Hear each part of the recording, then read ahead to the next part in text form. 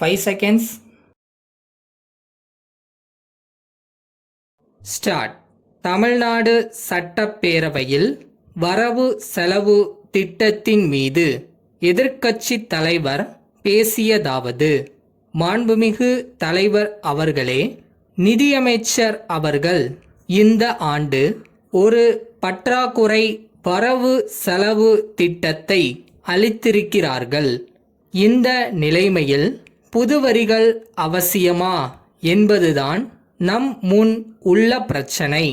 பக்கத்து மாநிலங்களில் துண்டு விழுந்தாலும் ஒருவித புது வரி ஏதும் போடாமல் வரவு செலவு திட்டத்தை தயாரித்து இருக்கிறார்கள்.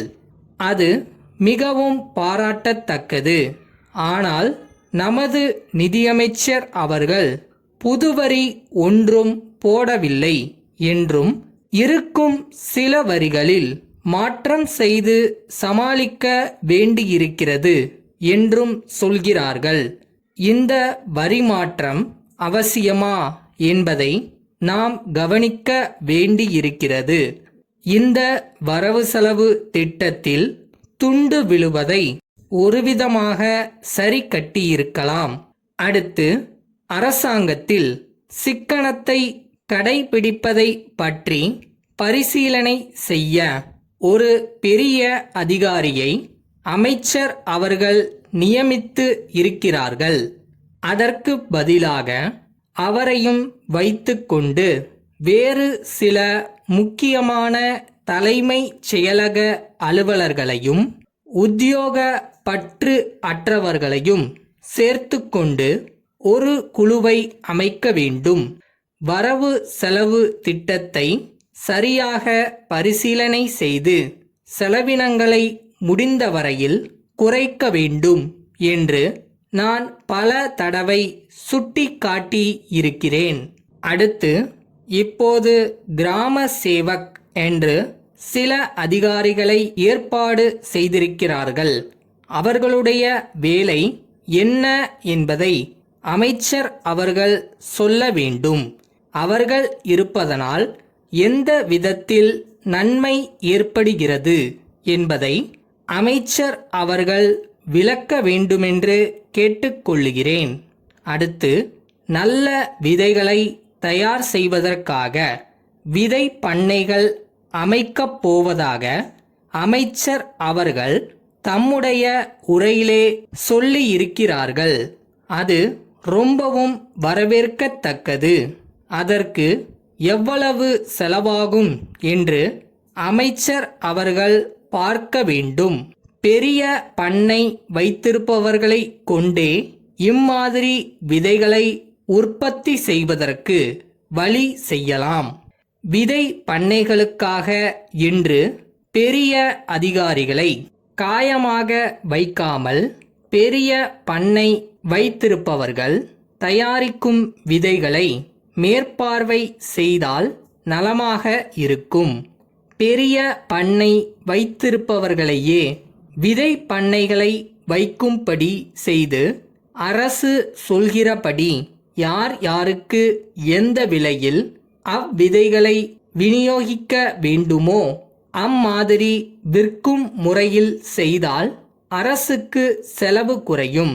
ஆனால் இம்மாதிரி பெரிய பண்ணை வைத்திருப்பவர்கள் இல்லாத இடங்களில் அரசின் நேரடி பார்வையில் விதை பண்ணைகளை அமைக்கலாம் என்பது என்னுடைய கருத்து. உணவு உற்பத்தியை பெருக்குவதற்கு ஒவ்வொரு பிராந்தியத்திலும் எந்த முறையில் காரியங்களை செய்யலாம் என்பதற்காக அந்தந்த பிராந்தியத்தில் குழுக்களை போட்டு அங்கே அதிகாரிகளை போட்டு காரியங்களை செய்யலாம்.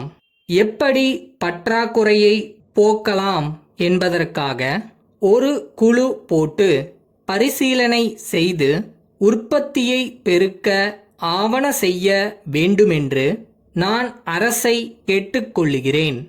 கமுதி வாசன் கூட்டமைப்பிலிருந்து கமுதி திரு சுந்தரமூர்த்திக்கு எழுதும் கடிதம். அன்புடையீர், தாங்கள் எங்களுடைய நீண்ட கால வாடிக்கையாளர்.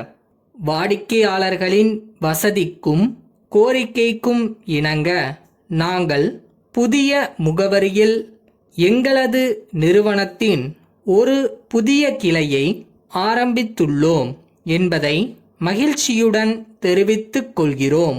இங்கே தங்களுக்கு தேவையான எல்லாவித பித்தளை பாத்திரங்களும் எவர் சில்வர் பாத்திரங்களும் தட்டுமுட்டு சாமான்களும் கிடைக்கும். குறிப்பாக திருமண சுப காரியங்களுக்கு தேவைப்படும் அனைத்து சாமான்களும் தயாராக உள்ளன.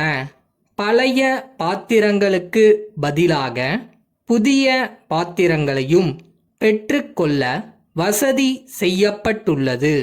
மேலும் புதிய பாத்திரங்கள் வாங்கும்போது விலை மதிப்பிற்கு ஏற்றவாறு குழந்தைகளுக்கான விளையாட்டுப் பொருள்களும் இலவசமாக வழங்கப்படும் என்பது மகிழ்ச்சியான செய்தியாய் இருக்கும். முதல் 3 மாதங்களுக்கு விலையில் 3 விழுக்காடு தள்ளுபடி செய்யப்படும் என்பதையும் தெரிவித்துக் கொள்கிறோம். தாங்கள் இந்த வாய்ப்பை லாபகரமான முறையில் பயன்படுத்திக் கொள்வீர்கள் என நம்புகிறோம்.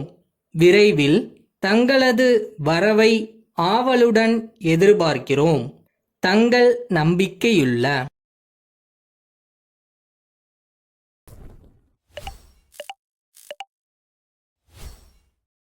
ஒருபோதும் உங்களோட நம்பிக்கையை மட்டும் இழந்துடாதீங்க. அது மட்டும்தான் உங்களை காப்பாற்ற போற மாய சக்தி. ஸோ உங்களை நீங்க நம்புங்க.